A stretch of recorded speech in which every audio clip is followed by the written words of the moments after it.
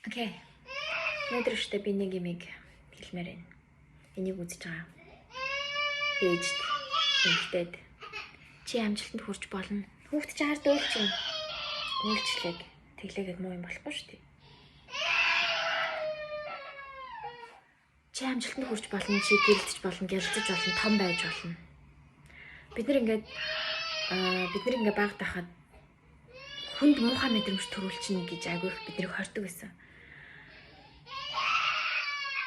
Өөр байхаар ингээд өөр байж болохгүй, чанга ярьж болохгүй. Тэг ер нь бусдаас өөр байж болохгүй гэдэг айгүйх кодтой хоригтой. Нөө чи өөрөөрөө гэрэлтэж болно, гялцаж болно.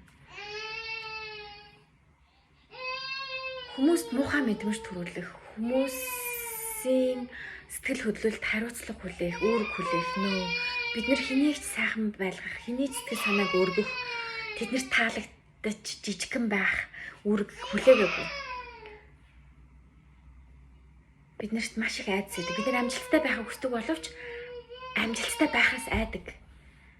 Игч, ээж, аав, ээж, ах дүү нар, найз нар ажлын хамт олон юу гэж бодох юм? Тэд нар муухай мэдрэмж авчихна. Тэд нар маань өөрсдөө жижигнэр мэдэрчин. Би гэрэлтэж том байж болохгүй. Ноо! Чи том байх, баян байх, чадaltaй байх, хүчтэй байх хэрэгтэй.